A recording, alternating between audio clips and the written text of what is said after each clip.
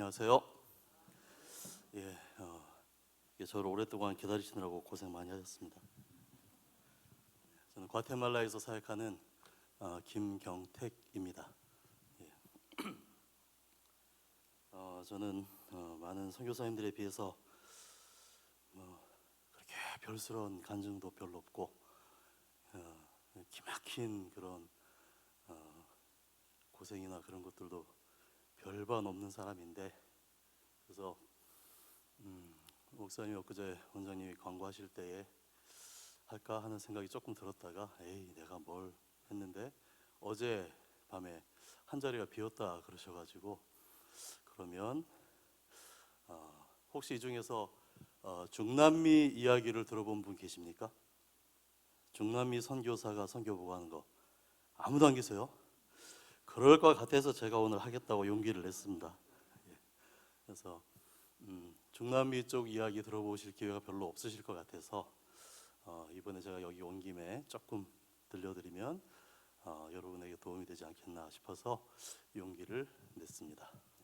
성경 말씀 한 구절 보겠습니다. 사도행전 1장 8절, 우리가 다 잘 아는 말씀이니까 할 수 있으면 한번 같이 암송하겠습니다. 오직 시작.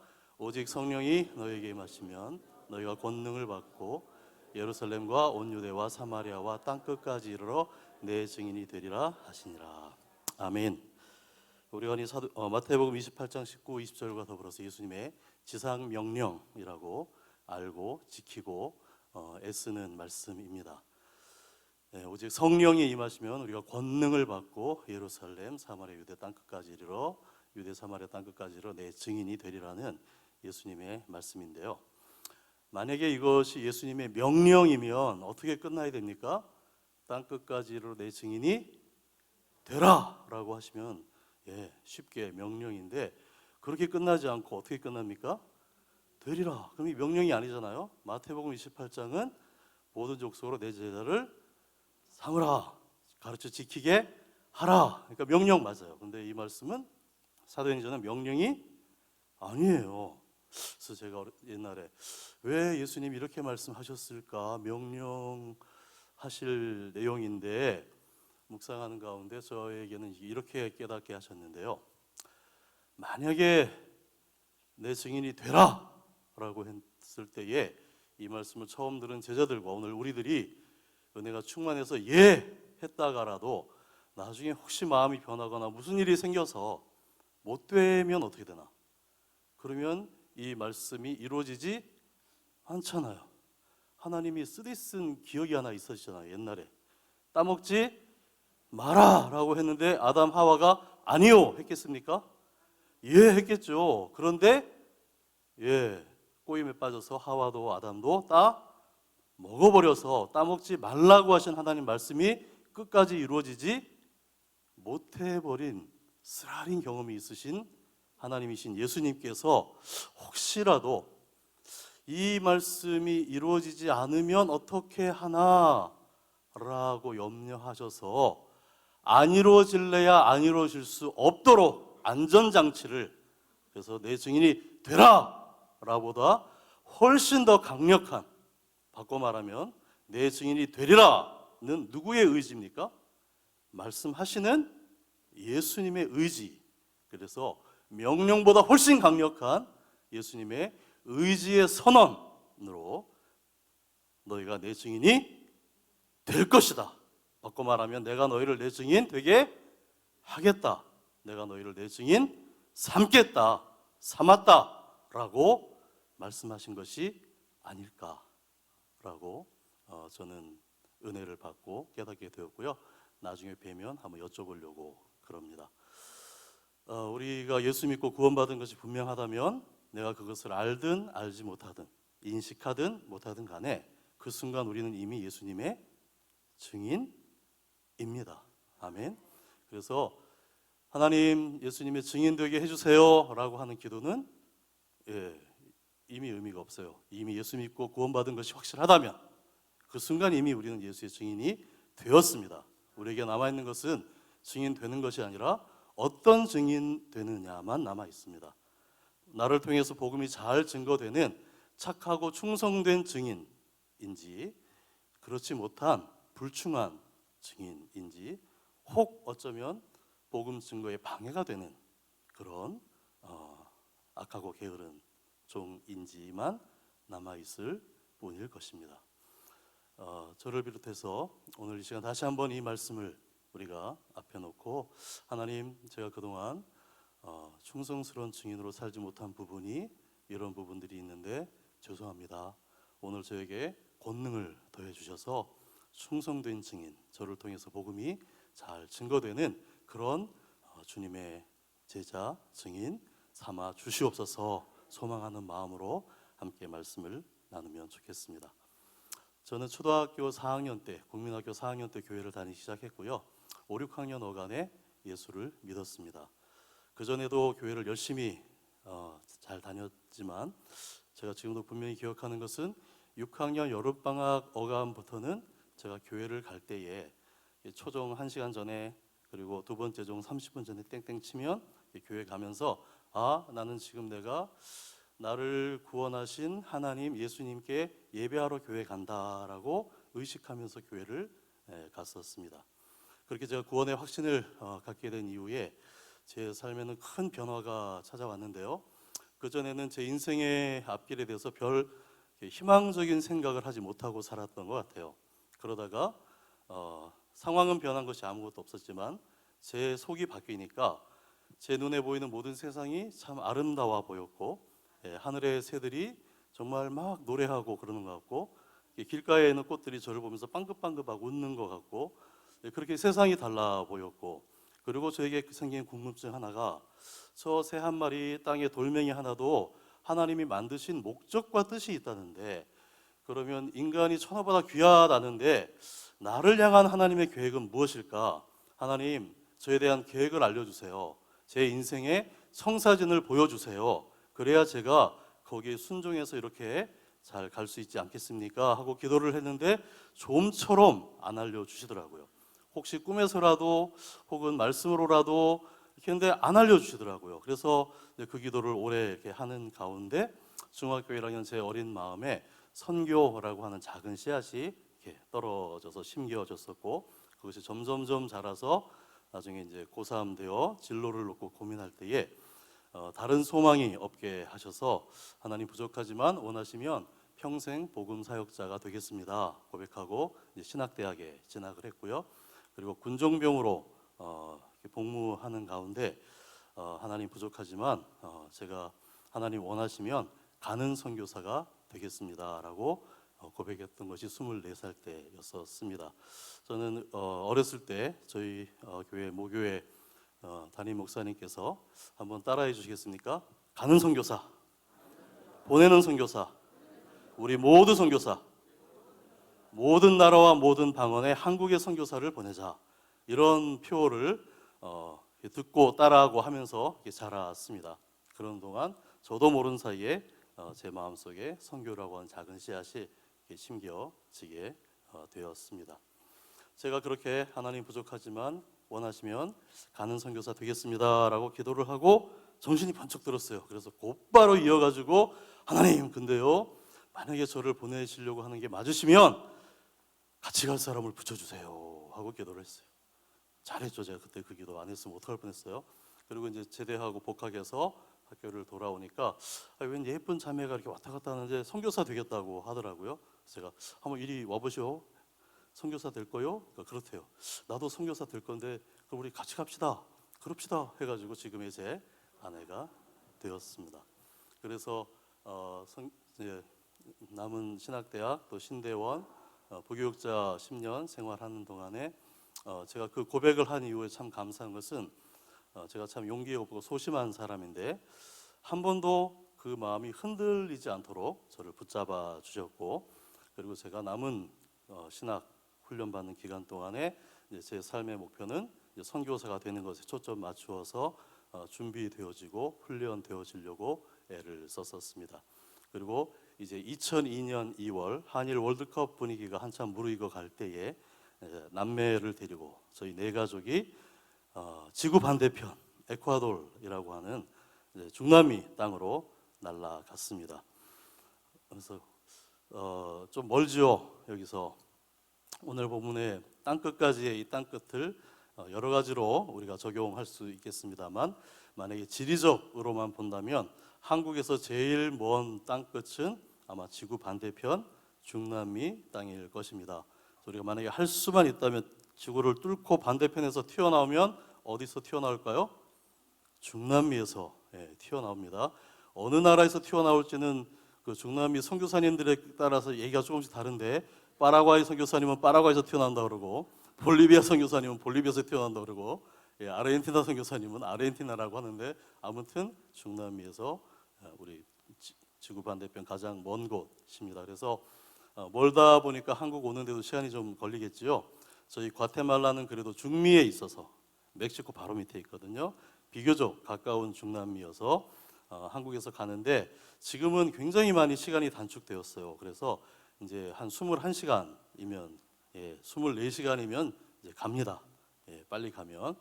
근데 예전에는 미국 경유에서 갈 때는 날아가는 시간 한 20시간, 대기하는 시간 또 한 열 몇 시간 해가지고 한 30시간에서 35시간 걸려야 가고 또 올 때도 그랬었었는데, 지금 많이 가까워져서 이제 갈만한 곳이 되어서 저도 이제 한번 오실래요 하고 얘기를 좀 하는 그런 때가 되었습니다. 그렇게 중남미로 제가 가게 된 데는 아마도 하나님께서 저에게 주신 두 가지의 마음이 작용한 것 같은데, 그렇게 제가 가는 선교사 되겠습니다 한 다음에 어디로 갈까? 이제 그 다음에 질문은 그거더라고요. 하나님 어디로 보내시겠어요? 기도하는데 역시 좀처럼 알려주지 않으세요. 그래서 그때 제가 제일 부러웠던 분들이 어렸을 때부터 나는 왠지 모르지만 중국, 나는 왠지 모르지만 소련, 러시아 뭐 이랬던 분들이 굉장히 부러웠어요.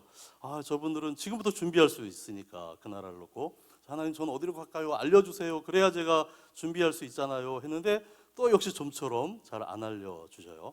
그러다 이제 막바지에 이르렀을 때에 두 가지 마음 이제 처음부터 주셨던 것이, 첫 번째는 기왕이면 남들 많이 가지 않는 곳으로, 남들 안 가는 곳으로 가자, 그런 생각 하나. 그리고 나를 필요로 하는 곳으로, 나를 오라고 하는 곳으로 가자, 그런 이제 두 가지의 생각을 주셨고, 그것이 어떤 기준 아닌 기준같이 되었고요. 기도하는 가운데 나중에 두 나라가 건너와서 우리를 도우라라고 구체적으로 요청이 왔는데, 그 하나는 터키 이슬람권이었고, 또 하나가 이제 에콰도르 중남미였었습니다. 두 나라를 놓고 저와 아내와 주변에 기도하는 가운데 하나님께서 저희의 마음을, 또 같이 기도하시는 분들의 마음을 에콰도르로, 중남미로 향하게 하셔서 하나님의 인도하심인 줄 알고, 그렇게 2002년에 저희가 첫 텀 가서 사역을 했습니다. 그래서 딱 도착하니까 그때 제 첫 느낌이, 옛날에 봤던 어떤 그 외국 낯선 영화의 필름 속에 제가 똑 들어와 있는 것 같은, 눈에 보이는 모든 것이 낯설고 사람도 낯설고 그런 생경스러운 느낌을 가졌었습니다. 그래서 언어를 배우고 문화를 익히고 하면서 교회 개척 등 해서 첫 번째 이제 사역을 하고, 그리고 이제 2005년에 하나님께서 저희의 사역지를 멕시코로 옮기게 하셔서 거기서 또 좀 사역하다가, 그리고 이제 곧 안식년이 다가와서 한국에 안식년을 이제 나왔는데요. 그때 이제 한 가지 변화가, 저희를 처음 파송해 주셨던 교회가 저희 같은 노예에 참 귀한 교회, 개척한 지 얼마 되지 않아 상가에서 한 30명 모이는 교회셨는데, 장로님 출신인 목사님께서 예배당 건축하기 전에 선교사 먼저 파송하겠다 이렇게 하나님 앞에 서원하시고, 우리 교회가 이렇게 작고 참 부족한데 선교사님으로 파송하고 싶은데 받아주겠냐고 해서 제가 너무 감사합니다 그렇게 하고 저희 파송교회가 되어주셨는데, 한 3년 거의 끊임없이 잘 이렇게 후원해 주시다가 나중에 여러 가지 상황으로 더 하지 못하게 되셨어요. 그래서 이제 안식년 나오고 또 있으면 하나님이 또 만나게 해 주시겠지 했는데, 좀처럼 중남미로 선교사 파송하겠다는 교회 만나기가 어려웠었습니다. 저를 아는 이제 주변에 선후배 목사님들이 동남아로 옮겨라, 어디로 가면 우리가 파송해 주겠다 하는 교회들이 몇 분 계셨는데, 아니요 저는 중남미로 하나님이 마음을 주셨습니다. 그러면 거긴 너무 먼데 하면서, 그래서 그렇게 되고 해서 파송교회를 쉽게 찾지 못하여서 그렇게 오래 걸릴 줄 몰랐습니다. 그래서 한국에서 몇 년 대기 상태로 이렇게 있게 되었고, 그러던 중에 2012년에 하나님이 간절한 어떤 마음을 주셔서 기도하는 가운데 하나님 파송교회 못 만나도 날아갈 비행기표만 생기면 그냥 무조건 날아가겠습니다 했더니 비행기표가 생겼어요. 근데 이게 가족끼리 다 갈 수 있는 게 생겨야 함께 갈 텐데 딸랑 한 장 살 수 있는 게 생겼어요. 그래서 이걸 어떻게 되나 하고 있을 때 제 아내가 등을 떠밀어 주더라고요. 저희는 훈련 받을 때에 부부는 전쟁 및 천재지변이 생겨도 절대 한 달 이상 떨어져 있으면, 일주일 이상 떨어져 있으면 안 된다, 이렇게 훈련을 받았었는데 아내가 상황이 지금은 특수한 상황이니 당신이 먼저 가서 자리를 잡고 빨리 우리를 데리고 가시오 하면서 등을 떠밀어 주더라고요. 그래서 제가 2013년에 먼저 지금 사역하는 과테말라로 가서 사역하면서 하나님, 제가 무슨 기도했겠습니까? 가족들 빨리 오게 해주세요 하고 기도하는 가운데 1년 만에 하나님께서 작은 기적들 몇 가지 일으키셔가지고 저희 가족이 함께 갈 수 있도록, 그래서 2014년에 가족이 함께 가서 지금까지 사역하고 있는 가운데, 저는 한국에 1, 2년에 한 번씩 선교 대회나 또 볼 일이 있어서 이제 여름에 한 번씩 이렇게 잠깐 나오고 했었는데, 이제 제 아내가 움직이면 참 저희가 이제 자녀가 넷이 됐습니다. 하나님이 남매를 주셨고 또 늦둥이 둘을 주셔가지고 지금 저희 큰아들은 27, 딸은 25, 셋째는 14살, 막둥이는 11살. 그래서 아내가 움직이면 셋째, 넷째 꼬맹이들이 같이 움직여야 되기 때문에 4명이 한번 한국을 다녀가려면 항공료만 한 얼추 한 800에서 1000만 원. 그래서 이제 가난한 선교사인 저희들이 엄두 낼 수 없는, 그래서 아내는 한 번도 한국을 나오지 못하다가 재작년이 저희 25주년이었어요.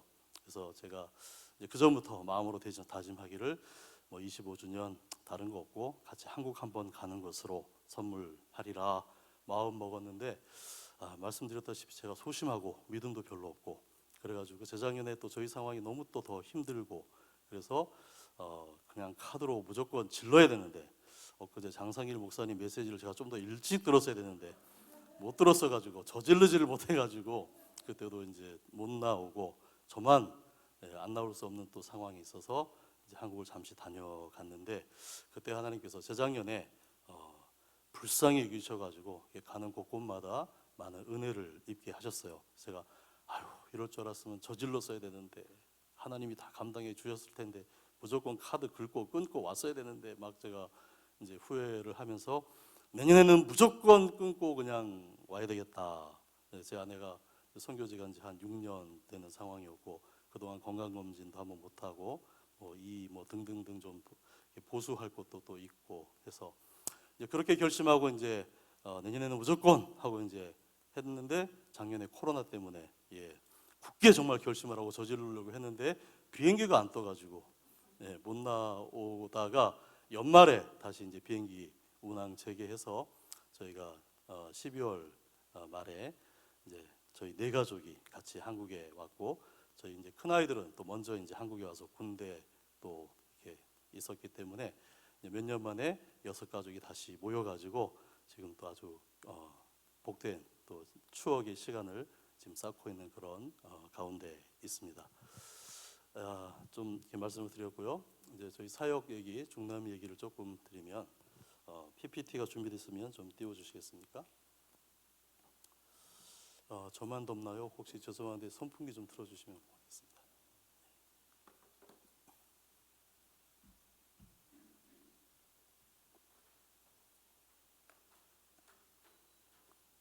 네, 감사합니다. 한번 따라해 주시겠습니까? 과테말라. 아마 이 중에 몇 분은 일생에 처음 과테말라라는 말을 이렇게 입으로 말씀해 보신 분들도 계실 것입니다. 그만큼 중남미는 우리에게서 멀기 때문에 잘 모르고 이제 그런 곳이지요. 과테말라 국기 휘장이 저렇게 생겼고요. 어디 있습니까? 저기 위에는 북미, 밑에는 남미 사이에 그 큰 대륙 사이에 작은 병목 구간, 거기에 그래서 멕시코 바로 밑에 이제 과테말라. 그래서 과테말라부터 옆에 온두라스, 엘살바도르, 코스타리카, 니카라과, 파나마를 중미, 중앙아메리카라고 하고, 이제 문화적인 이름으로는 이제 중남미를 통틀어서 라틴 아메리카 이렇게 우리가 부르곤 합니다. 예, 과테말라가 저렇게 생겼고요. 그래서 아래 위로 바다가, 아래쪽은 태평양, 오른쪽은 그, 저기 에메랄드빛 바다 이름 뭐죠? 예? 예, 카리브해. 예, 고맙습니다. 카리브해의 끝자락이 위쪽에 이렇게 있습니다. 여기는 이제 과테말라 시티 수도에서 한 40분 정도 떨어진 안티구아라고 하는 작은 도시인데요. 옛날 수도입니다. 그래서 과테말라의 수도였을 뿐만 아니라 중세 때에 이제 스페인이 중남미를 다 점령한 이후에 중미, 과테말라부터 파나마에 이르기까지 중미 전체를 다스리는 총독부가 있던 곳입니다. 예, 그래서 안티구아라고 하는 것이고요. 저렇게 생겼어요. 그리고 한쪽 언덕에 십자가가, 웬 십자가? 예, 중남미는 종교적으로 어떤 땅이죠? 천주교의 캐톨릭의 땅입니다. 그래서 중세 때에 중남미를 이렇게 다 점령했던 스페인이 그때나 지금이나 세계에서 가장 강력한 천주교 국가, 로마 교황청의 가장 든든한 후원자입니다. 그래서 군인들이 탁 깃발 꽂고 지금부터 여기는 스페인 국왕의 땅이고 하나님의 땅이다 이렇게 하면서 중남미를 다 점령을 했었고요. 그래서 원래 중남미에 살고 있던 사람들이 있었죠. 그들을 이름하여 우리는 원주민이라고 합니다. 원래 그 땅의 주인이었던 사람들. 그런데 하루아침에 백인들이 와서 생전 처음 보는 괴물, 말, 그리고 자기들은 활 쏘고 창 던지고 하는 게 전부인데 총, 대포, 게임이 되지 않죠. 그래서 그냥 파죽지세로 삽시간에 중남미 전체가 점령 그렇게 당했고, 그렇게 백인들이 와서 한 이후에 이제 원주민들과 백인들 사이에서 이제 수백 년 동안 살면서 이제 혼혈족이 생기게 되죠. 그들을 이름하여 우리가 혼혈족, 메스티소라고 이제 부릅니다. 메스티소들은 그래서 백인보다 조금 하얀 사람부터 원주민들은 어떻게 생겼을까요? 우리하고 비슷하게 생겼습니다. 우리보다 조금 더 까무잡잡하고, 제가 처음 가서 보니까 우리 원주민들이 제가 어렸을 때 시골에서 보았던 우리 외할머니 그 시골, 저희 외할머니 시골이 정읍인데요. 그 일생 동안 논밭에서 땀 흘려 그 흘리신 분들하고 똑같이 생겼더라고요. 그래서 그 원주민들보다 조금 덜 까무잡잡한 사람부터 다양한 얼굴이 바로 이제 중남미에 살고 있는 메스티소들입니다. 그리고 이제 중남미 원주민들이 있고 그들을 우리가 또 다른 말로 뭐 인디오, 인디언 이렇게 부르기도 하는데, 그리고 이제 소수의 백인 또 황인 이렇게 섞여서 인종 박람회장처럼 그렇게 살고 있는 것이 중남미이고요. 저 안티구아가 한국에서 언제부턴가 조금 유명해졌어요. 언제부턴가 대한민국이 커피 공화국이 되었잖아요. 커피를 좋아하시는 분들 가운데는 좀 아시는데 과테말라가 또 한 커피 하거든요. 그래서 과테말라의 특히 이제 안티구아가 커피 산지로 유명해서 여러분들이 이제 카페 가셔서 물어보시면 혹시 여기 과테말라 커피도 있어요? 그러면 제법 많이 팔고 있고요. 그 과테말라 안티구아 커피가 많이 이렇게 유명해졌는데, 그 과테말라 안티구아 커피, 과테말라 커피가 맛있는 이유가 높이, 온도, 습도, 햇빛 다 한 다음에 플러스 알파로 화산재를 맞고 자랐기 때문에 세계에서 화산재 맞고 자라는 커피가 나는 곳이 몇 군데 안 되죠. 그래서 아주 품질 좋은 맛있는 커피가 납니다. 안티구아 시내를 들어가면 이렇게 생겼습니다. 저 바닥에 돌길, 중세 때 깔아놓은 그 건물들 그때 지어놓은, 그래서 저 작은 도시 전체가 우리나라 경주처럼 유네스코 문화유산으로 등재되어 있어서 이렇게 벽, 지붕 이렇게 함부로 고칠 수 없는 그런 이제 고도시. 이 길가의 한쪽에 우리 원주민 아주머니가 이렇게 옷감 팔고 이렇게 계시고, 그렇습니다. 저의 주사역은 말씀 사역입니다. 신학교를 통해서 우리 목회자들을 양성하고 그리고 우리 현지인 목회자들 계속 교육하는 사역이 저의 주 사역입니다. 말씀드린 대로 중남미는 천주교권입니다. 그래서 천주교가 심한 나라들은 뭐 90%, 95%, 80%, 70%, 그리고 이제 개신교는 상대적으로 적어서 아직도 3%, 5%, 10% 미만인 나라들이 있고, 저희 과테말라 같은 경우는 그래도 미국 가깝고 해서 선교사들이 일찍 들어오고 개신교율이 굉장히 높은 나라 중에 하나인데요. 어쨌든 최근 한 몇십 년 동안에 하나님이 은혜를 부어주셔서 개신교가 굉장히 많이 부흥했고 지금도 부흥하고 있습니다. 조금 아쉬운 것은 중남미 전체를 주도하는 개신교의 그룹이 소위 우리가 얘기하는 이제 오순절 계통의 그룹들, 그래서 말씀은 좀 약하고 그 외에 현상적인 것, 그런 것들에 좀 더 이렇게 치우친, 그게 그분들의 정서에 맞는 거예요. 장로교 형태가 우리나라 사람들의 이렇게 문화에 익숙하기 때문에 한국에서 장로교가 많이 커진 것처럼 중남미는, 그래서 거기는 오순절파 교회 아니어도 장로교여도 감리교여도 성결교여도 침례교여도 다 비스무리한 그런 분위기를 내고 있어요. 근데 한 가지 안타까운 것은 그곳에 있는 천주교인들이 이게 예수 믿는 거 맞아? 하나님 믿는 거 맞아? 할 정도로 희한한 천주교예요. 긴 시간 설명드릴 수 없습니다만 간략하게 말씀드리면 처음 중남미에 건너간 그 중세 시대의 서양의 천주교가 우리가 흔히 세계사에서 암흑시대라고 일컬어졌던 가장 타락하고 상태가 좋지 않았던 그런 천주교가 건너갔었고, 물론 그 중에는 훌륭한 신부들도 있었고 했었지만 전체적으로 아쉬웠던, 그리고 삽시간에 그렇게 중남미 전체를 점령하면서 침략자의 종교로, 그래서 원주민들에게 하나님이 누군지 예수님이 누군지 차근차근 설명하고 이게 복음이 전해진 것이 아니라 오늘부터 하나님 믿어, 이런 식으로 반강제적으로 하나님이 누군지 예수님이 누군지 알지도 못하고 그렇게 이렇게 처음에 포교가 되었기 때문에 그래서 좋은 말로 하면 이제 포용이지만 우리가 볼 때는 이제 혼합. 그래서 원래 그 땅에 믿던 토착 신앙들이 있었지 않겠습니까? 태양신 숭배부터 시작해가지고 온갖 잡신들을 믿는, 그래서 그 모든 것들을 그냥 다 끌어안고 품었죠.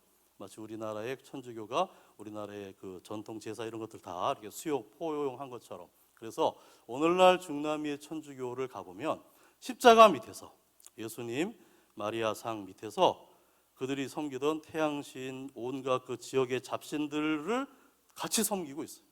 향불 피우고 하던 거 하고 이렇게 다 하고 있어요. 그래서 이게 정말 기독교인지 하나님 믿는 건지 의문스러울 정도로. 그리고 이제 하여튼 전통적으로 대대로 그냥 태어날 때부터 그냥 그렇게 하니까 그들은 그냥 그렇게 믿는 것이 다인 것으로 알고 있어요. 그래서 극단적으로 말씀드리면 중남미에서 이제 전도하면서 당신 종교가 뭐요? 그러면 열이면 열 다 캐톨릭이요, 그렇게 얘기를 하고, 그러면 지난주에 성당 가서 미사 예배 드렸습니까? 그러면은 안 갔대요. 못 갔대요. 그 앞주에는 못 갔대요. 그 전주에는 안 갔대요. 그럼 마지막으로 가서 예배 드리고 미사 드린 게 언제였습니까? 그러면 머리를 긁어요. 심하게 말씀드리면 일생에 단 3번. 언제 갈까요? 응애 태어나면, 부모가 아기 태어나면 신부한테 데리고 가서 영세 받죠. 그럼 너는 베드로라, 너는 마리아라 하고 이게 세례 주죠. 그리고 그때 한번, 그리고 그냥 하나님과 관계없이 살면서도, 그리고 개념적으로는 나는 캐톨릭, 우리 집안 대대로 캐톨릭, 그렇게 살다가 언제 교회 갈까요? 결혼식 할 때. 맞습니다. 결혼식은 당연히 성당 가서 신부가 주례해서 하는 것이기 때문에, 그렇게 또 자기 마음대로 또 살다가 언제 갈까요? 장례 치러지러. 그렇게 사는 사람도 물어보면 나는 캐톨릭, 뼛속까지 캐톨릭, 우리 조상 대대로 캐톨릭, 하나님 믿는다라고 이야기하면서 그렇게 믿으면서 천국은 당연히 가는 것으로, 당연히 가는 것으로 착각하면서 지옥 가고 있는 사람들이 6억 명 살고 있는 것이 중남미입니다.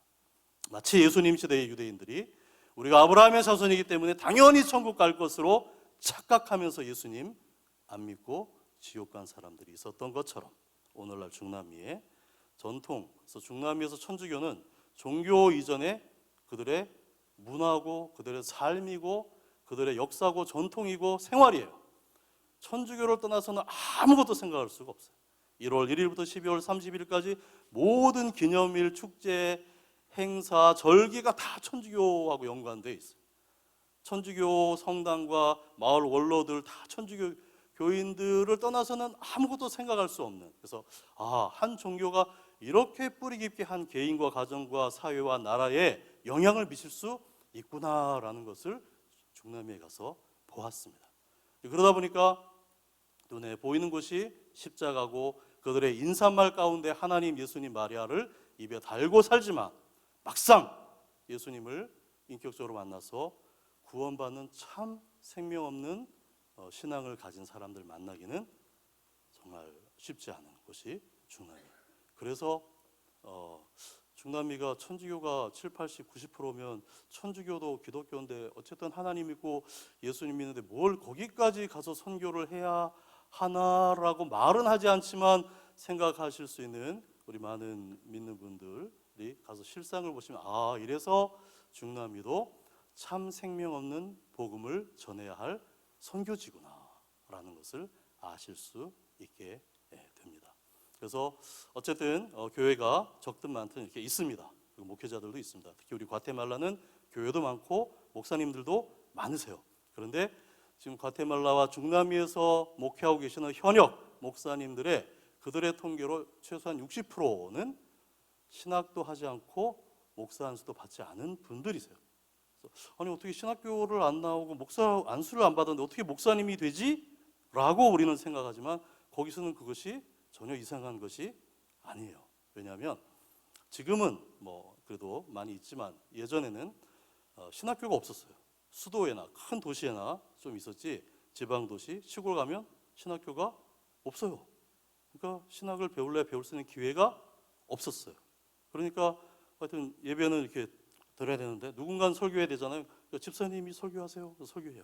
집사님 그냥 목사님 하세요. 우리가 오늘부터 목사님이라고 불러드릴게요. 아셨죠 목사님? 해가지고 목사님 되시고 또 하나님이 은혜 주셨다, 소명 주셨다 해가지고 또 교회 개척하면 목회하면 또 그렇게 목사님 되시고 그래서 물론 이제 요즘 이제 젊은 쪽으로 갈수록 도시로 올수록 이제 그런 분들이 적죠. 하지만 아직도 지방으로 시골로 갈수록 연세 드신 분일수록 그렇게 신학 훈련도 받지 못하시고 또 안수도 안 받으신 목사님들이 65% 절반 이상 계세요. 그럼 그분들에게 당신은 신학도 안 했고 안수도 안 받았으니 더 이상 목회하지 마시오, 내려오시오 할 수 없잖아요. 어떻게 됩니까? 도와드려야죠.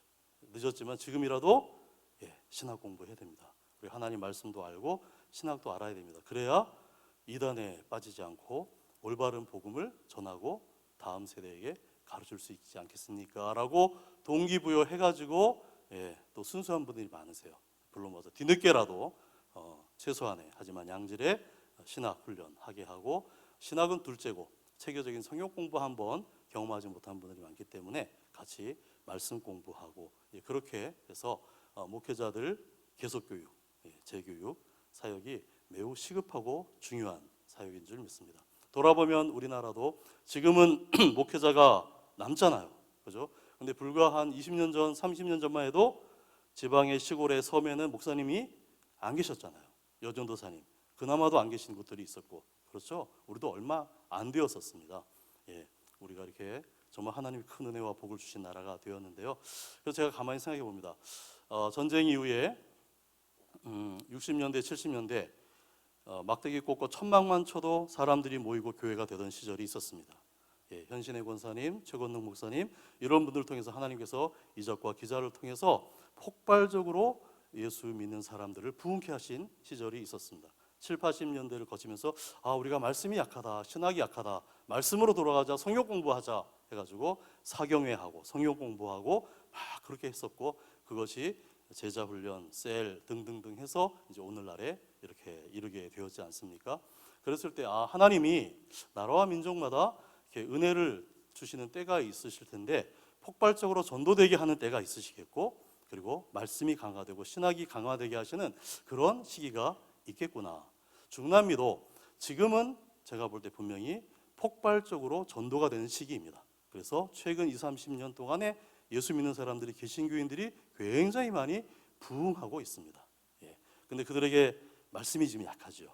그들의 정서도 그렇고 문화도 그렇고 그래서 하지만 언젠가 어느 정도 저변이 확대되면 분명히 이들도 우리가 말씀이 약하다, 우리가 신학이 약하다, 성경으로 돌아가자, 말씀 공부하자라고 자각할 때가 분명히 올 것이고, 그렇게 해서 은혜와 말씀이 겸비하고 건강한 교회로 갈 날이 아마 멀지 않아 오지 않겠는가 예측합니다. 그럼 그때 누가 필요합니까?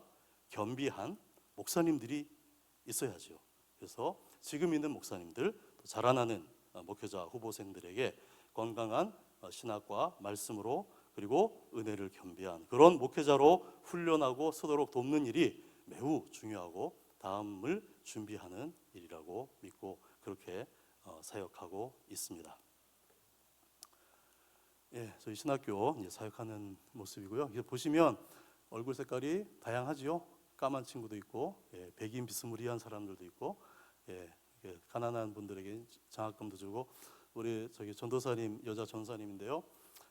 사형 선고를 받았어요. 몇 개월 못 산다고 이식을 해야 되는데 천문학적인 돈이 들고 가난해서 그럴 돈이 자기는 하나님이 구원해 주신 것에도 너무 기쁘고 그래서 기쁘게 사역하다가 부르시면 자기 기쁨으로 가겠다고 그렇게 하는데 저희가 위해서 여러 번 기도하고 저도 특별히 2번, 3번 위해서 이렇게 기도했었는데 하루는 막 들고 와서 선교사님 해서 왜요? 그러니까 다 나았어요. 다 없어졌대요. 뭔 얘기예요? 몸이 안 아파서 이상해서 병원 가서 물어봤더니 싹 없어졌다고. 그래서 의사가 어떻게 된 거냐고 자기도 모른다고. 기적이라고 하나님이 고쳐주셨다고. 그래서 3년 전에 그래서 지금까지도 건강하게 기쁘게 살면서 사역하고 있는 우리 자매. 그래서 공부도 하지만 같이 기도하고 그렇게 사역하고 있습니다. 맨 한쪽에 계신 우리 머리 허연 분이 저희 학생이세요. 주일날 와서 설교해달라 해서 갔더니 교회가 저렇게 생겼어요. 뒤에 보입니까? 이렇게 저 뭐라 그러죠? 라미나 저거 양철 뭐라 그러죠? 예, 저거 이렇게 해놓고 이렇게 교회라고 이렇게 모여서 변두리에 산동네 같은 데서 목회하고 있더라고요. 그래서 보니까 이렇게 블럭을 요만큼 1m 쌓아놨어요. 그래서 이제 개척을 시작했나 보다 하고 얼마 됐으니까 개척 시작한 지 몇 년 지났다고. 근데 블럭 요만큼 쌓고 있어서 저분들을 탓할 수만은 없지만 가난하기도 하지만 또 헌신도도 좀 약한 것 같아요.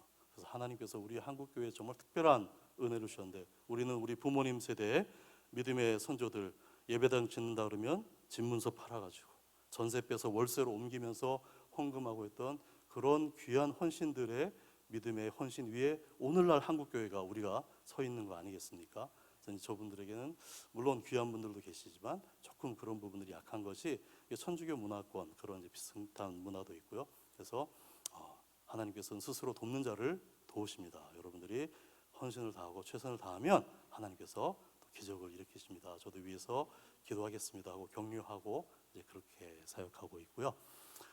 신학교 사역을 하는데 재미있었던 것 하나가 교도소 안에서도 신학교를 했습니다. 이게 이제 교도소 들어가는 그 수도 옆에 수도권에서 가장 큰 몇천 명 수용되어 있는 교도소인데요. 이런 철창 안에 이게 이제 교도소 안에서 신학교 모습이에요. 근데 교도소 아닌데 죄수들이 없죠. 저 사람들이 다 죄수들이에요. 근데 죄수들이 죄수복을 안 입고 다 평복 입고 있죠.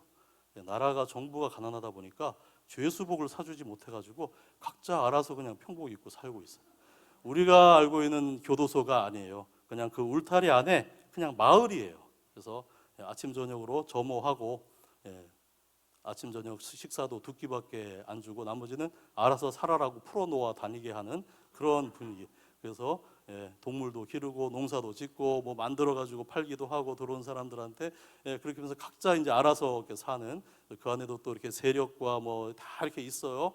그렇게 살고 있는 그 안에 이제 교회 다니다가 오신 분들도 꽤 있고 목사님들도 꽤 있고 그래서 그 몇천 명 안에 주일날 모여서 예배를 드리는 그룹만 7개가 있다고. 그래서 이제 과테말라에는 이제 한 한인교회에서 비 맞지 말고 여기서 모여서 예배하라고 저 예쁜 예배당을 지어줬어요. 그런데 그 7그룹 가운데 힘센 한 그룹이 열쇠를 딱 붙잡고 자기들만 이용하고 다른 그룹은 근처에도 못 오게 하고 그러고 있는 거예요. 그래서 저기를 좀 누가 가서 좀 저들을 이렇게 좀 잘 섬기고 사역해야 될 사람이 있는데 아무도 갈 사람이 없더라고요. 그래서 저보고 김성 교사님이 좀 하실래요? 그래서 왜 딴 사람들이 아무도 안 한대요? 그러니까 아무도 할 사람이 없다. 그러면 제가 해보죠. 그래가지고 거기서 이제 그렇게 그분들 돕고 또 신학교도 하고 그래서 목사님들 또 이제 그런 분들 이렇게 모아서 일주일에 한 번씩 들어가서 신학교 사역을 했던 모습입니다. 예. 그리고 이제 이렇게 그런 목사님들 여기저기 이렇게 있으면 저는 좀 굉장히 경제적인 사역을 합니다. 제가 뭐 말씀 사역하니까 뭐 프로젝트성 큰 어떤 그런 재정이 들어간 사역은 아직은 없고 그래서 이렇게 그런 분들 한 10명, 10대 명 이렇게 말씀 배우고자 하는 분들 어디 있다 그러면 제가 가서 가르치면 되니까 그렇게 해서 한 그룹, 두 그룹 제가 할 수 있는 대로 그렇게 이동하고 다니면서 가르치고 같이 공부하고 그렇게 섬기고 있고요. 그래서 어떤 분들은 한 멀리 떨어진 곳에서 새벽에 4시에 오토바이 타고 2시간, 3시간을 달려서 와가지고 공부하는 분들도 계시고 굉장히 순수하신 분들이 많이 계십니다.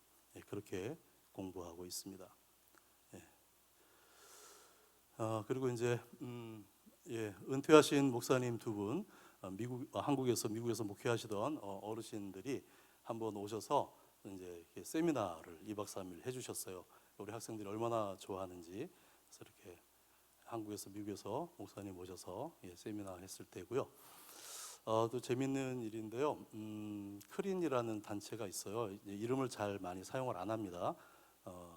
국제적인 어떤 선교 단체 비슷한 건데 북한이 열리기를 기다리면서 북한이 열리면 남한에서도 교단에서도 교회들도 너도 나도 이제 올라가서 북한 선교하겠다고 할 텐데 준비하지 않고 올라가면 좌충우돌하고 막 이래 그런 일들이 발생할 것이다. 그래서 우리가 체계적으로 준비하자 해가지고 12개의 분과를 만들어 가지고 교회 재건팀 무슨 팀 이렇게 해가지고 각자 거기 소속된 분들은 이게 국제 단체니까 미국과 유럽의 선교사들 평신도 선교사들이 많이 이렇게 멤버가 계시는데 그래서 분과별로 이렇게 북한을 위해서 매일 기도하는 모임이 있다고. 그래서 과테말라 지부가 생긴다 그래서 제가 아니 과테말라에 그런 단체 지부가 생겨 우리를 위해서 기도한단 말이야. 이제 북한도 위해서 기도하지만 남한도 위해서 기도하고 남한 교회를 위해서 기도하고 그래서 저도 어떤 단체인가 이렇게 가봤더니 우리 현지인들이 그렇게 모여가지고 그런 지부라고 그래서 매일 12시에 북한을 위해서 남한 교회를 위해서 기도한다고. 그래서 제가 고무돼가지고 아니 우리를 위해서 우리 통일을 위해서 북한 교회를 위해서 기도한단 말이야. 그럼 내가 뭐라도 도울 수 있는 부분이 있으면 나도 돕겠다. 그래가지고 이제 같이 이게 사역을 하는데요. 저 가운데 보면은 우리 과테말라 자매가 한복 입고 있지요. 브렌다라고 하는 우리 전사님 자매인데 저분이 북한 선교사로 헌신했어요. 그래서 이제 북한에 가서 사역하겠다고. 그래서 한국말도 좀 열심히 배우고, 그래서 한국도 2번 다녀왔어요. 한국말 배우러. 그런 자매도 있고. 그래서 하여튼 저도 할 수 있는 대로 돕고 그렇게 하고 있습니다. 현진 교회에서 그러다가 이제 하나님이 긍휼에 대한 마음은 예전부터 주셨는데 한 몇 년 전에 자연스럽게 하나님께서 또 이제 인도해 주신 것이 우리 현지인들하고 더불어서 어린이들 영양실조 어린이 급식 사역을 이제 하도록 하셨어요. 저도 그런 줄 몰랐는데 뭐 과테말라가 부자 나라 아니지만 중남미에 가난한 나라들 많고 뭐 그 중에 하나쯤 되겠지 했는데 어느 날 보니까 중남미 국가들 20여 개 가운데 어린이 영양실조율이 발표가 됐는데 과테말라가 꼴찌예요. 영양실조율이 제일 높아요. 유아 사망률도 제일 높고 아니 과테말라가 이렇게까지 극심했단 말인가? 도대체 그럼 과테말라에서도 가장 어린이 영양실조율 높은 데가 어딘가 봤더니 한 4시간 떨어진 산맥 위에 산동네예요. 가보니까 이런 동네예요. 저게 토담집, 뭐 다 저렇진 않지만 저런 집들도 이렇게 있어요. 저런 데 저렇게 살고, 그게 그 집 안에 불 나무 떼다가 불내서 그 끓음이 온 집안 안에 그러니까 아기들이 어렸을 때부터 그 끓음 마시고 자라니까 기관지 나쁘고 건강 좋지 않고 그리고 영양 잘 못 먹고 그러니까 어른들도 잘 못 먹지만 아이들도 그러니까 하루 겨우 2끼 먹고 뭐 영양가 있는 거 못 먹고 그러다 보니까 작은 병만 걸려도 조금만 하면 고칠 수 있는데 못 고치고 유아 사망하는 경우들도 높고 그런 마을이 이렇게 있더라고요. 옆에 이렇게 대나무 이렇게 해놓은 게 저게 침대예요. 나름 거기 이제 유럽 문화, 미국 문화이기 때문에 입식 문화여서 바닥에 자지 않고 하여튼 이렇게 침대라고 해놓고 이렇게 사고 하거든요. 그래서 저렇게 살고 있으니 건강이 좋을 리가 없겠죠. 먹는 것도 시원찮고. 그래서 요즘이 어떤 세상인데 그래도 최소한 굶어 죽는 일은 없고 아이들이 영양실조에서는 좀 탈피해야 되지 않겠나. 그래서 우리 현지인 친구들과 우리가 한번 해보자. 그래서 하루에 한 끼라도 영양가 있는 음식을 꾸준히 먹으면 최소한 영양실조에서는 좀 탈피하지 않겠냐. 될지 안 될지 우리가 한번 해보자. 그래가지고 우리가 이제 점심을 제공을 하기 시작했어요. 영양가에게 해가지고 이게 했더니 이게 되더라고요.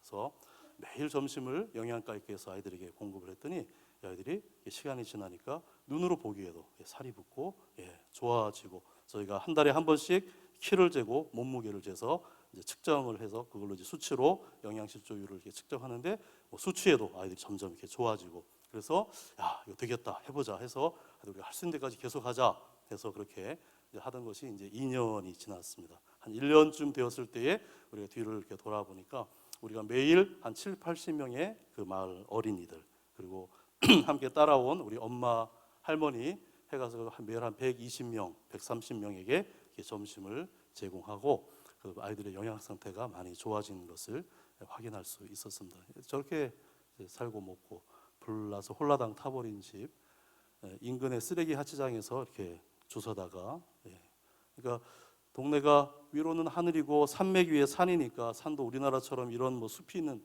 그냥 그런 산이어서 정말 뭐 이렇게 뭐 날 게 없어요. 그냥 대대로 가난을 세습할 수밖에 없는 그런 가난한 동네. 그래서 구조적으로 환경적으로 가난한 그런 동네. 그래서 도시라도 좀 가까워야 엄마 아빠가 가서 일해서 돈이라도 벌 텐데 도시도 멀어가지고 돈 벌 수 있는 어디 저기가 없어요. 그래서 우리가 이것저것 한번 도와보자. 이렇게 이제 저희가 급식을 이렇게 하고 있고요. 그래서 기도하고 예배하고 또 아이들 성경 가르치고 주일학교에서 하는 거 다 하면서 이렇게 아이들 가르치면서 이렇게 급식, 그래서 빵과 복음을 함께 이렇게 전하고 있습니다. 이렇게 음식 조리해서 아이들에게 먹이고 이렇게 하고 있습니다. 이 아이들 되게 예쁘게 잘 나왔죠? 그래서 우리 꼬맹이들이 그냥 숟가락질도 잘 못할 것 같은 그런 애기들이 이렇게 밥을 이만큼 고봉으로 싸우면 그걸 다 먹어요. 저거 다 들어가나? 다 먹어요. 그렇게 하고 있어요.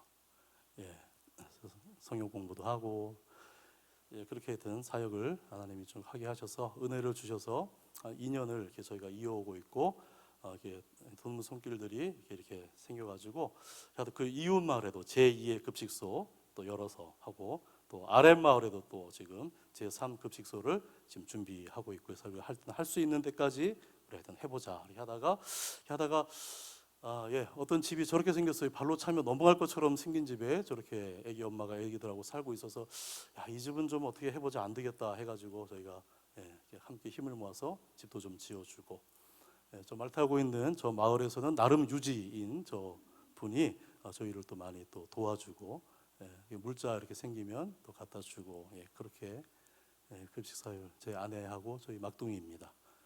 하고 저희 집사람은 이렇게 아기들만 있으면 이렇게 안고 데려가자 뭐 이러기도 하고 그래서 제가 겁이 나는데 하여튼 네, 제 아내고요. 예배도 하고 성경 공부도 하고 이제 저게 이제 저 마을 아이들의 보통 발 모습이에요.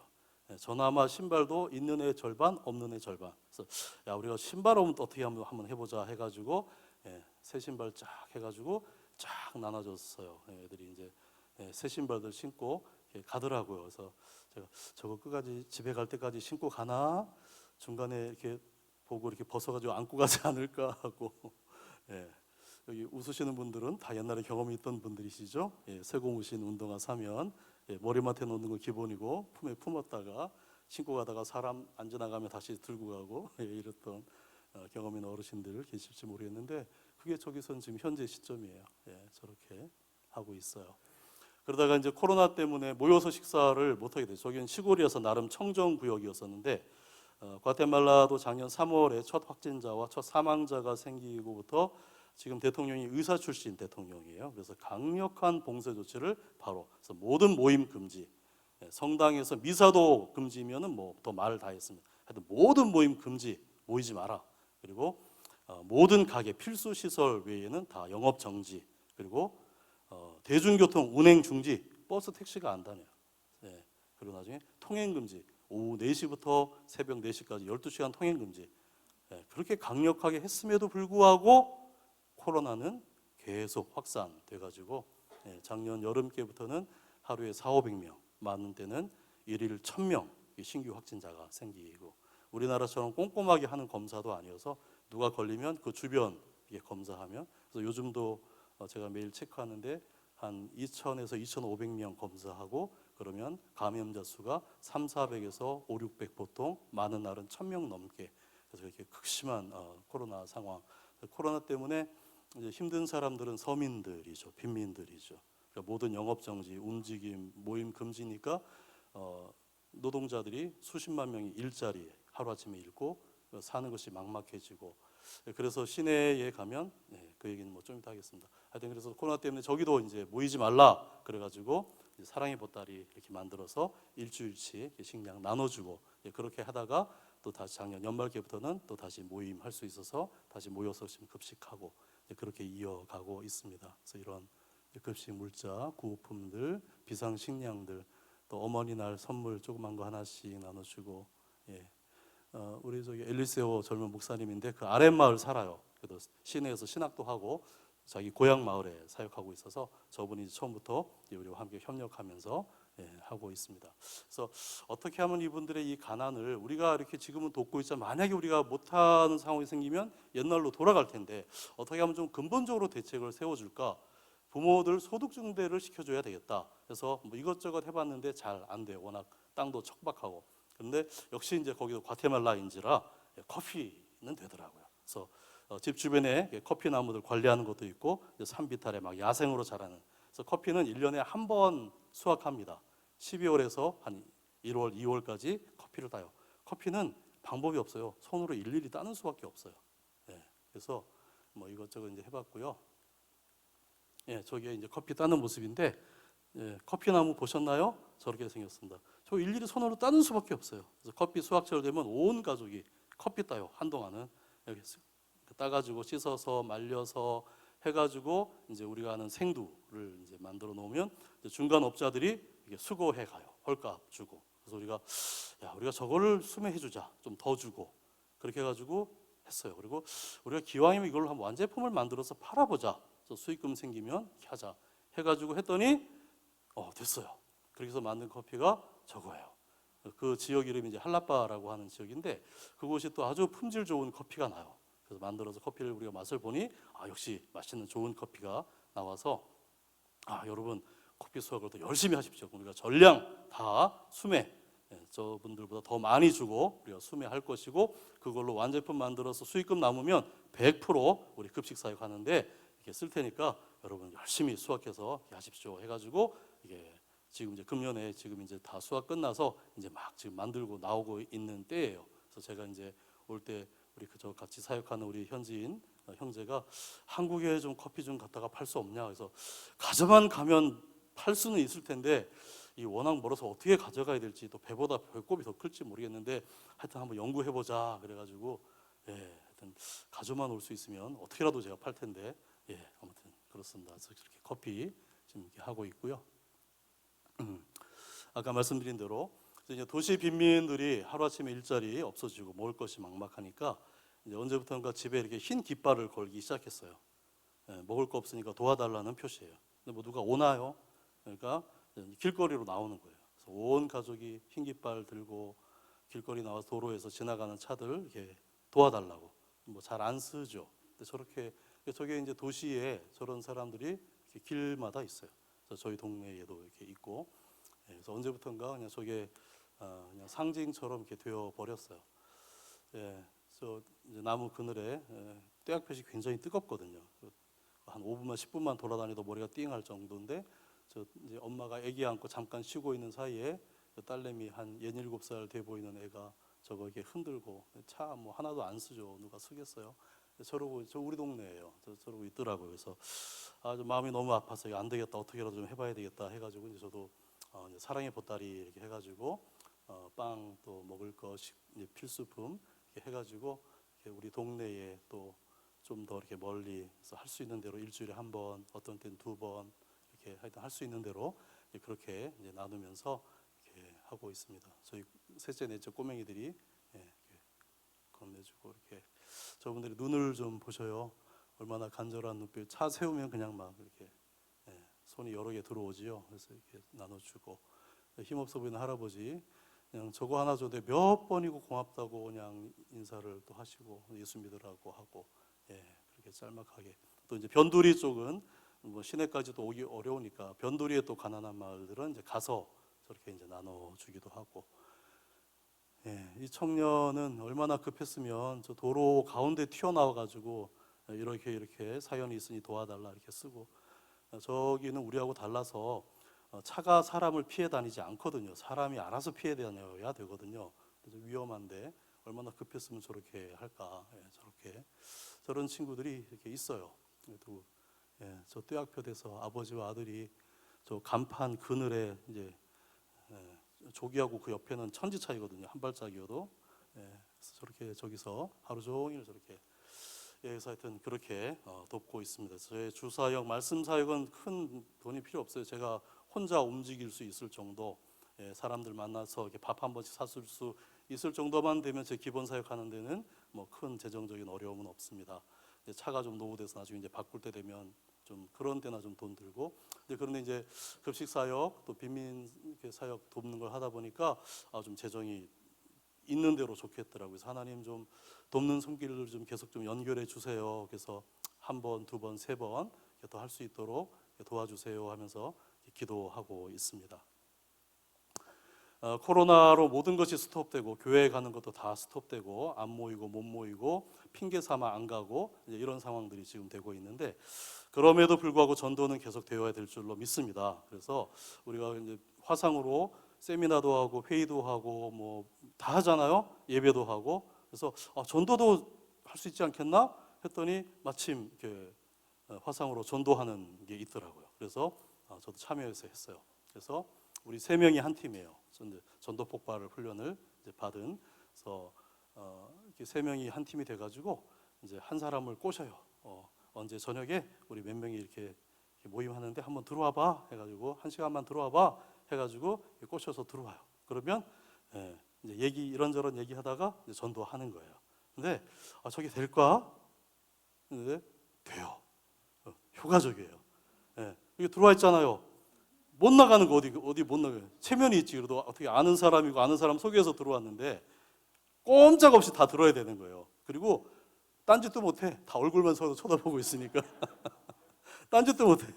그대로 들어야 돼요. 그래서 이렇게 복음 전하면 또 우리는 속으로 또 막 기도하고 또 한 사람이 막히면 또 도와주고 이렇게 해가지고 전도를 일주일에 한 명씩 했는데 끝까지 듣고 결신하고 기도 따라하고 그런 분들이 많아요. 물론 이제 그 중에는 잘 들었는데 끝까지 아니 난 받아들이지 않아. 나 오늘은 안 할래. 이러는 분들도 또 있어요. 영적 싸움의 현장이죠. 또 한 번은 옛날에 어렸을 때 이제 교회 다니다가 이제 안 다니고 이제 청년이 이렇게 그래서 우리 이제 멤버가 했는데 잘 들었는데 끝에 영접을 안 해. 안 받아들이 못 믿겠대. 그래서 저도 속으로 오늘 여기까지인가? 그 순간의 찰나의 그 갈등이더라고. 오늘은 여기까지인가? 다음 기회를 또 보고 오늘은 마무리할까? 근데 그 순간에 아니야. 언제 또 이 친구를 우리가 만날 수 있겠어? 한 번 더 해보자. 해가지고 제가 바톤을 이어봐가지고 막힌 데서 다시 이렇게 쭉 해가지고 또 하여튼 복음 전하고 이렇게 해서 쭉 했어요. 그리고 했더니 나중에 따라하는 것까지 따라하고 결심 기도까지 따라하고 다 했어요. 그래가지고 이제 확인 질문을 해서 지금 예수님 어디 계시냐? 이 안에 있다고. 너 지금 죽으면 어디 가냐? 그러니까 천국 간다고. 확실하냐? 확실하다고. 돌아온 주일에 교회 갈래? 예배 모이는 데가 없다고. 그러면 화상으로라도 예배하는 데가 있을 테니까 가라고. 그리고 네 친구 교회 다니는 사람 있지? 그러니까 있대요. 그 친구한테 얘기해서 언제 교회 갈 때 자기 데리고 가달라고 약속하라고. 하겠다고. 다음 주에 우리 확인할 거야. 알았다고. 그렇게 해서 또 전도되어지고. 그래서 화상으로도 전도가 되는구나. 더 잘 되는구나. 얼마나 재밌는지. 그래서 어떤 상황에서든지 때를 어떤지 못 얻든지 우리가 힘 써야 할 줄로 믿습니다.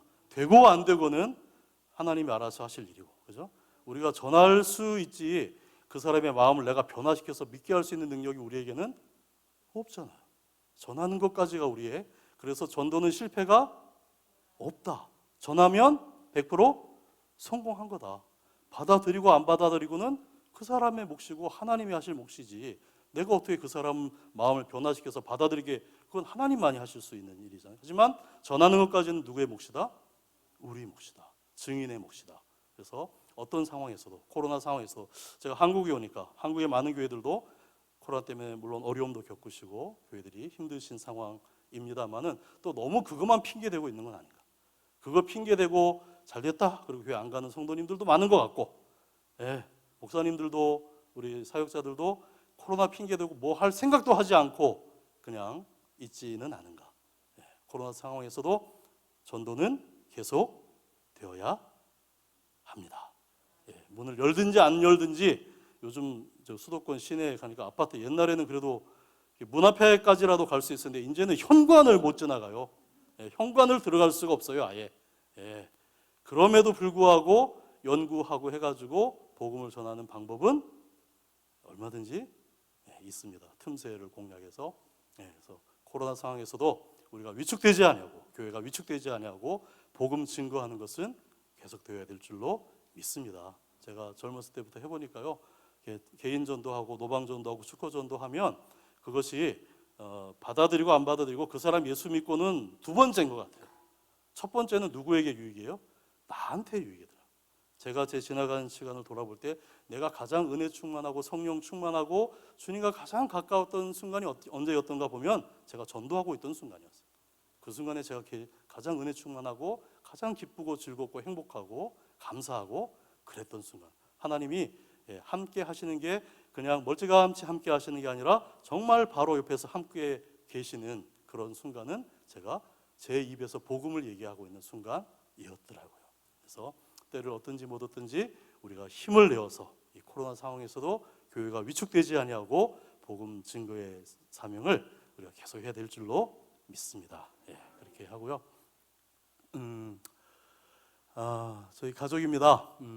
제가 저 때는 이제 교도소 출입하던 시절이라 조금 이렇게 터프하게 했던 시절. 제가 이렇게 보시다시피 착하게 생겼잖아요, 순하게. 그래서 이제 교도소 들어가면 입구에서 교회까지 이렇게 가는데 그 사람들이 볼 때 얼마나 신기하고 재밌겠어요. 일주일에 한 번씩 웬 동양인이 교도소를 들어오니 안 그래도 심심하던 판에 저를 부르는 사람이 많았어요. 일로 와보라고. 그래서 내가 너무 순하게 생겨서 그런가 안 되겠다 해가지고 제가 수염도 기르고 머리도 올백으로 팍 넘기고 눈에 힘 빡 주고 이러고 이제 그리고 이제 교도 사역했던 시절에 찍었던 저희 가족 사진입니다. 하나님이 이렇게 남매를 주셨고 가운데 우리 두 꼬맹이 늦둥이들 주셨는데요. 뭐 조금 시간 지났습니다만 뭐 다음 기회가 또 없을 것 같으니까 조금 말씀드리면, 우리 셋째 넷째는 가슴으로 낳았습니다.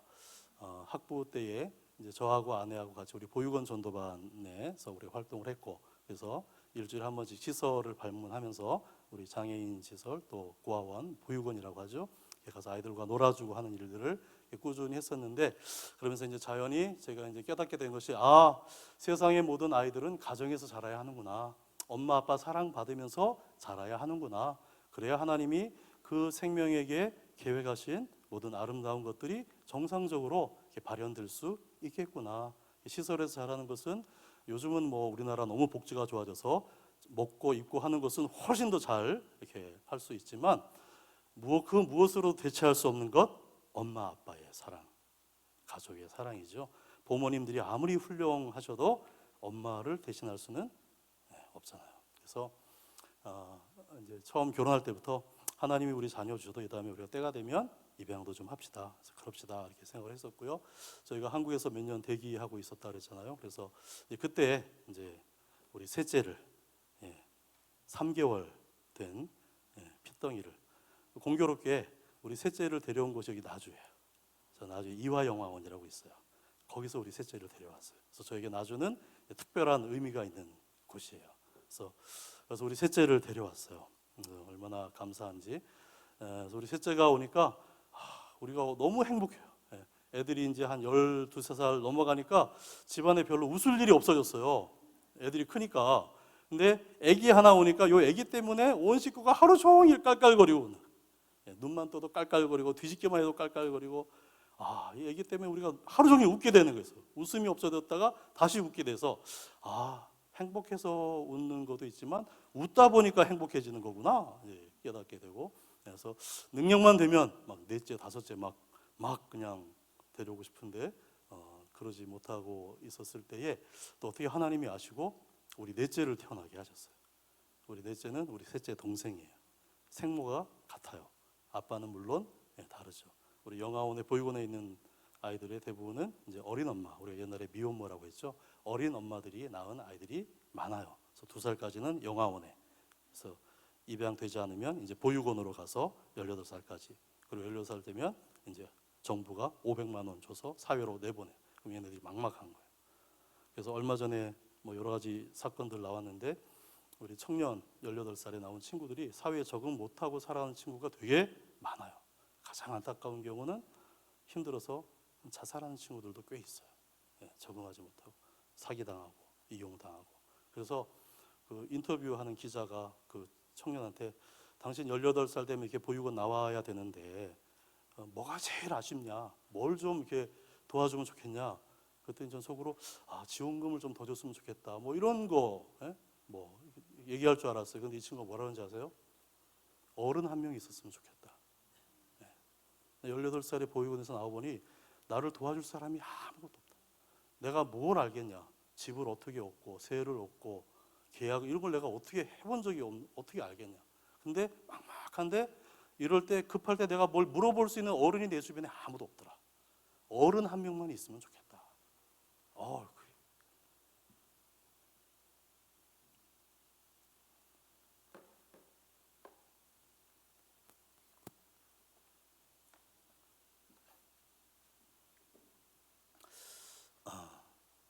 저는 거기서 틈새를 봤어요. 우리 교회가 할 수 있는 일. 우리 교회 얼마나 많아요, 그죠?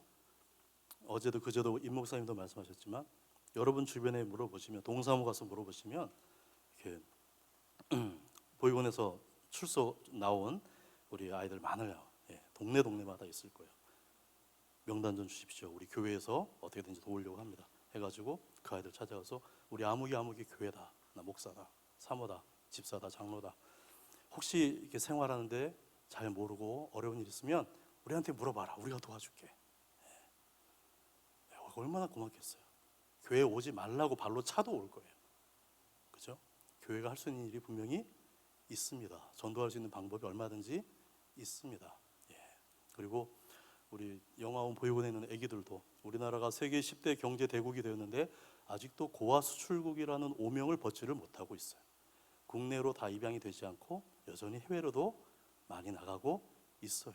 이거 누가 해야 될 일일까요? 우리가, 교회가, 예수 믿는 우리가. 유교 문화 때문에 다른 분들이 이게 너무 힘든 일일지 모르겠지만 우리는 알잖아요. 우리가 다 마귀의 자식이었다가 예수님께서 우리를 피로 구속하셔서 하나님의 자녀로 입양해 주셨잖아요.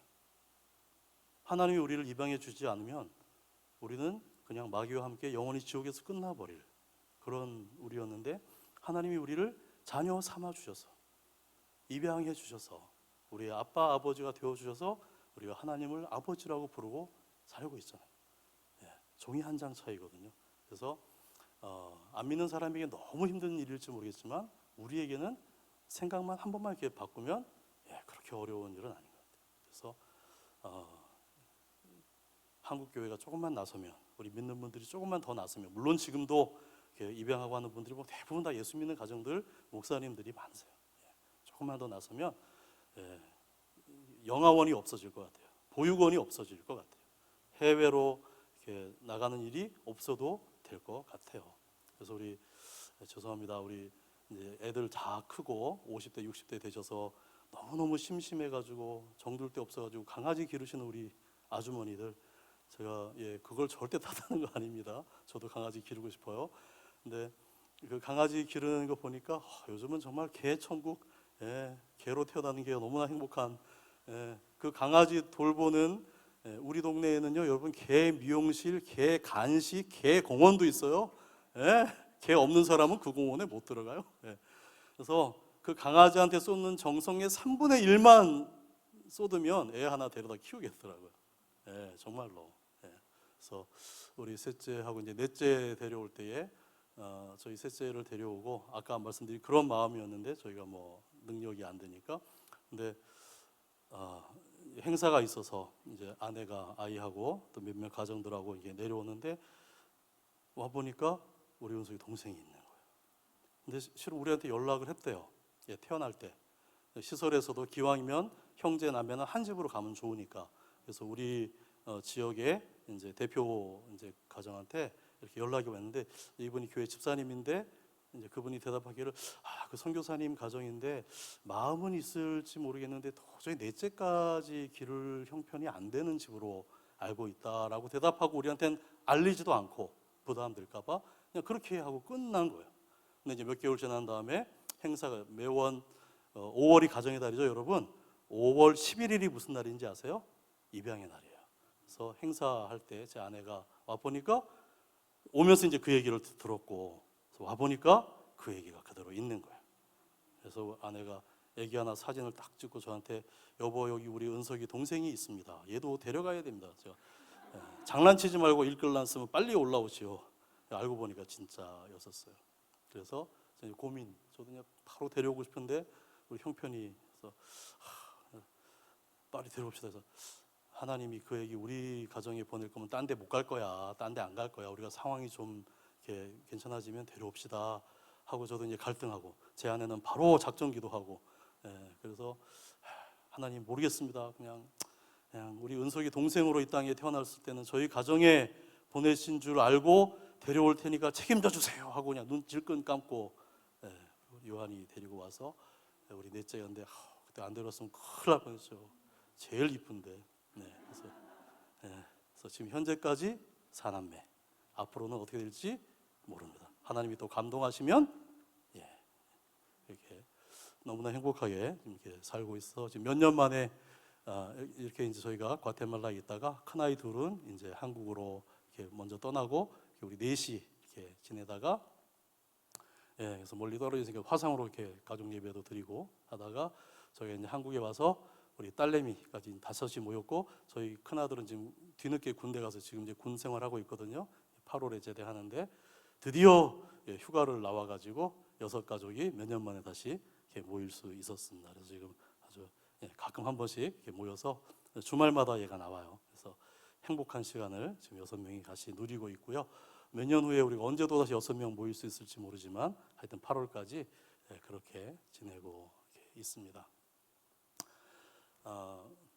너무나 부족하고 연약한데 하나님께서 저를 구원해 주신 것만 해도 너무 감사한데 제가 저를 돌아보면 저같이 용기 없고 또 연약하고 부족하고 한 사람이 목사 된 것만 해도 너무 놀라운 일이고 선교사 된 일 상상할 수도 없었던 일인데 그때마다 한 가지는 있었어요. 뭐냐면 기도하는 가운데 하나님이 감동 주시는데 제가 용기를 못 내고 있을 때에 나를 보면 제가 나를 알잖아요. 내가 무슨 목사가 돼? 나 같은 사람이 어떻게 선교사가 돼? 할 때에 제가 그 생각이 묻혀서 에이 하고 그만했으면 끝났을 거예요. 어떻게 우리 형편에 셋째를 데려와 넷째를 데려와 안 되지 하고 포기했으면 끝났을 거예요. 근데 그때 주님을 봤어요. 나를 보면 할 수 없고 내 형편을 보면 할 수 있지만 이 감동 주신 분이 하나님이신데 하나님 이 마음 주셨으니까 이 하나님 주신 마음에 순종해서 할게요. 하나님 책임져 주세요 하고 했더니 부족한 제가 목사가 되고 선교사가 되고 우리 셋째도 넷째도 데려와서 상상할 수 없었던 은혜와 복과 행복을 축복을 누리며 살고 있습니다. 여러분 믿음이 무엇입니까? 여러 가지로 정의할 수 있겠습니다만 저에게 믿음은 주님 바라보는 것입니다. 나를 보면 할 수 없는 그것을 내 형편 보면 할 수 없는 그것을 그때는 나 보지 말고 형편 보지 말고 그냥 주님 보면서 주님 감동 주셨으니까 하겠습니다 라고 믿음으로 발뛰면 요단강이 갈라지고 홍해가 갈라지고 내가 상상할 수 없었던 내가 예측할 수 없었던 내가 계산할 수 없었던 그런 은혜와 복을 축복을 이 땅에서 누리고 그 추억 쌓아나가고 이 다음에 천국에서 주님과 영원히 살 때에 그 추억 회상하면서 그렇게 살 수 있을 줄로 믿습니다. 우리 상황에 위축되지 말고 내 부족함과 연약함과 내 형편에 사로잡히지 말고 그 순간 눈을 들어 주님 바라보고 용기 내어 우리가 기대할 수 없는 은혜를 누리고 복을 누리는 저와 여러분 모두 되시기를 주님의 이름으로 축복합니다. 기도하겠습니다.